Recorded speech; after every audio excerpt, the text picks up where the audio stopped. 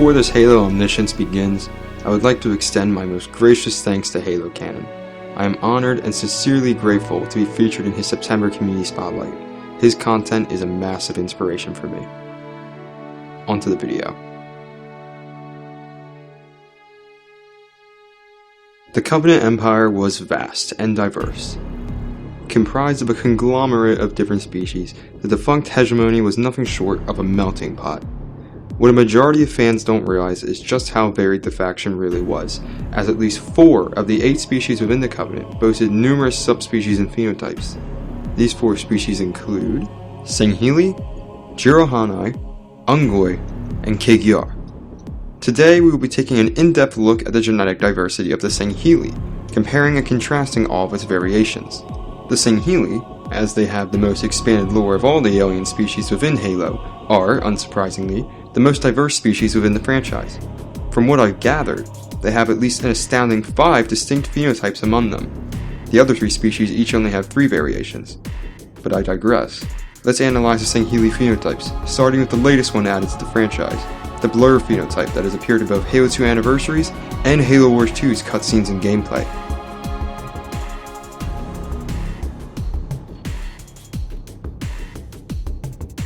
Compared to the rest of the Sangheili phenotypes, this one seems to have a much flatter head. Its mandibles are relatively small, its teeth seem to have evolved to rip flesh, judging by the abundance of conical canine teeth. The toes, quite peculiarly, are merged together, forming a hoof.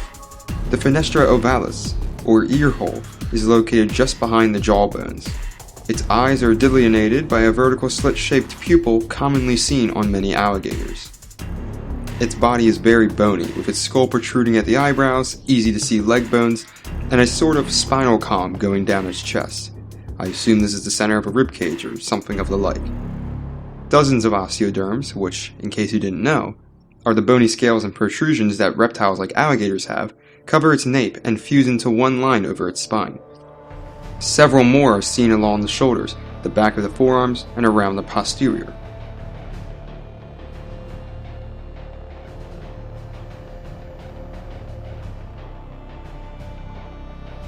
This phenotype very nearly stands up straight, but is ever so slightly hunched over.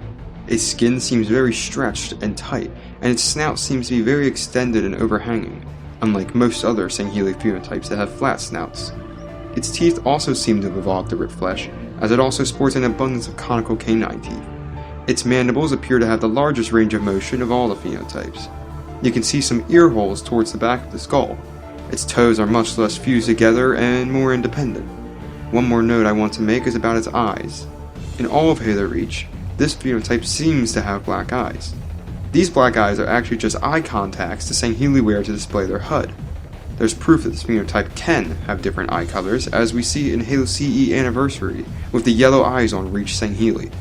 The eyes are not too dissimilar from that of the Blur phenotype, with what appears to be vertical slit-shaped pupils.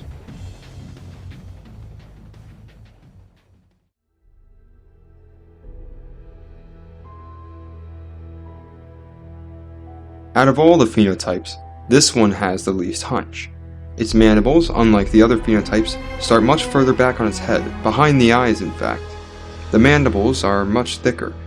They're wavy and angular in shape, and contain not only conical canines, but also molars and even a number of incisors. This denotes that, whilst the rest of these Sangheili are most likely carnivorous, the Halo 4/5 Guardians one is actually omnivorous. Taking into account the size of the mandibles, as well as the presence of molars, it is possible that this phenotype has adapted to crushing bone. The eyes consist of a 4-pointed star-shaped pupil within an iris, but no visible sclera. There are 2 lines of osteoderms that become progressively larger, starting at the temple and moving to the back of the head. Another distinguishing feature is the tough scales plastered over the shoulders, the forearms, wrists, and hands. Lastly, the toes are independent, just like the majority of the phenotypes.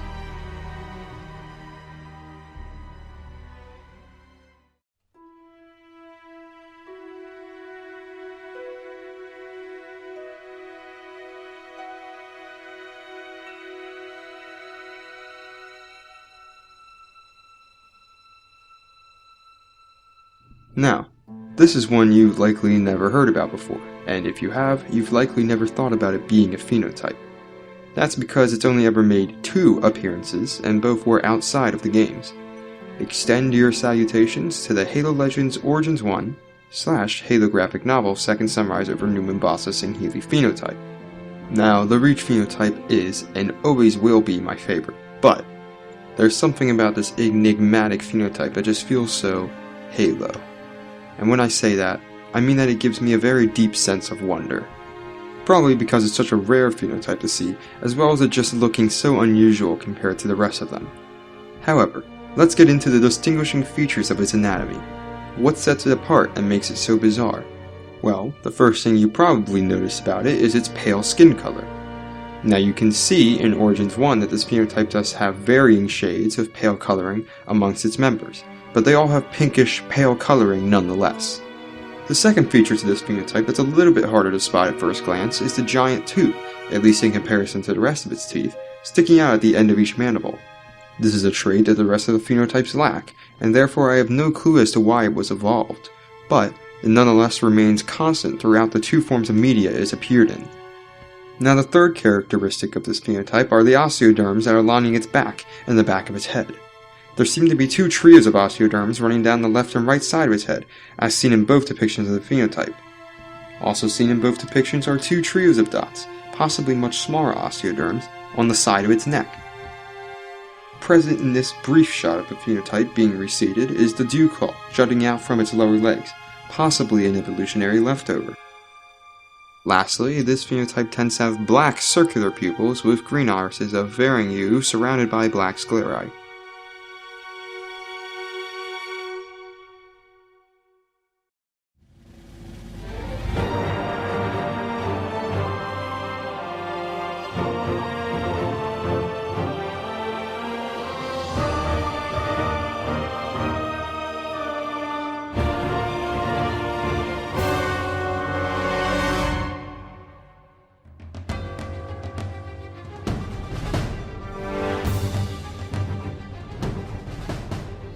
This phenotype is classified by a very bulky upper body compared to its relatively thin waist. Its face and mandibles tend to droop downward, possibly a result of its thin skin around the gums. The teeth, of which there are very few, are solely conical canines, with some even being large enough to warrant being dubbed fangs. The eyes follow a similar pattern to the pale-colored phenotype. They have a circular black pupil beset by a circular iris inside of a black sclerae. Once more, the toes are independent of one another. Thus concludes the dissection of the Sangheili phenotypes. As an afterword, I feel it necessary to say that I had originally planned on this video being much longer. I wanted to upload after I had analyzed all variations of the other 3 species as well, but I figured that could take much too long, and I wanted to get some form of content out to my new followers. Splitting these 4 species into separate videos also gives me a chance to work on other projects, so it is simply more beneficial in the end. I appreciate your patience these past couple weeks, and I am eager to present my next project, when the time comes. Farewell.